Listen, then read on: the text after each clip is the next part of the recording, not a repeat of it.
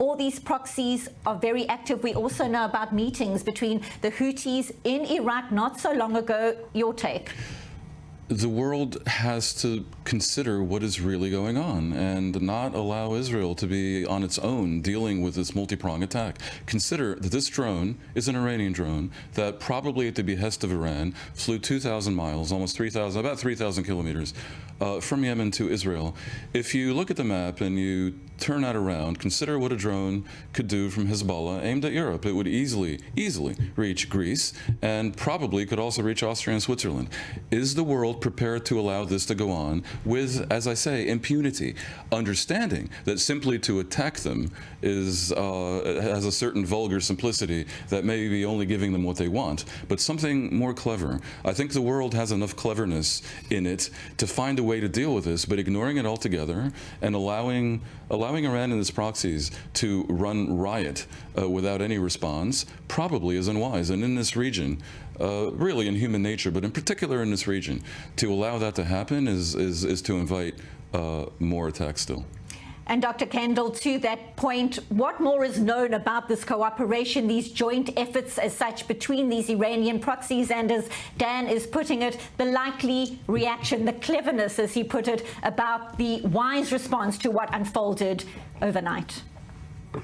Well, I agree with your speaker in that there clearly is an increasing collaboration and strategic planning going on between Iran's proxies.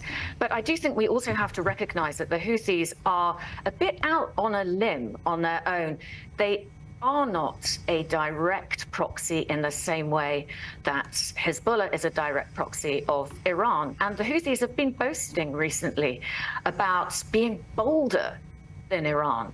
Now, it's hard to know what to do about this because, of course, 7 of the last 9 years of the Yemeni civil war have seen Saudi Arabia unleash over 25,000 airstrikes against the Houthis, and it made very little difference. In some ways, it actually helped the Houthi case. So, yes, I absolutely agree with your speaker that we have to be very clever about calibrating our response, but it isn't simply a case of unleashing more and more military might against them. It needs to be smarter than that.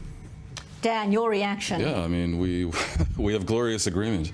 The Saudis failed by simply applying blunt force. And therefore that probably isn't the solution. But the coalition, as has been mentioned, is incredibly feeble and has not been decisive. We need to take into account that that Yemen's not a democracy, and it's not like the people of Sana'a voted for the Houthis. But I do think that Yemen as a country needs to be put in its place, for want of a better phrase, one way or the other.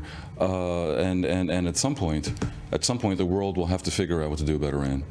Question is, if and when there's a ceasefire in Gaza, they say they will adhere to that too. The question is, will Israel be able to accept that? Just the fact that Hezbollah chooses on its own accord not to launch rockets or anti-tank missiles at Israeli homes, border communities, or military outposts doesn't mean that that is Israel's security interest just to let that happen. We have a breakdown of the global order in a number of countries in the world that are failed states that essentially have been taken over by rogue militias that more or less, in most cases in the Middle East, attach back to Iran.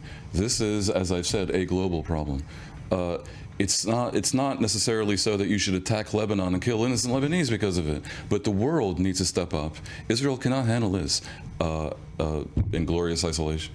And Dr. Kendall, your parting thoughts, because the Houthis say they will continue to target Israel and Tel Aviv will continue to be a primary target for them, quote, within the range of their weapons. Your thoughts, briefly, please. I think we have to understand that the Houthis operate by a different logic. They're very confident. They're not afraid of the United States and others of Israel allies. They have a high tolerance for casualties on their own side, and they genuinely believe that they have God on their side. Now, one way to stop them, at least tactically, at least in the short term, would be potentially to start rubbing away and ebbing away their base and their popular support, and that would be done by removing their justification and undermining their propaganda. That means a ceasefire with Gaza.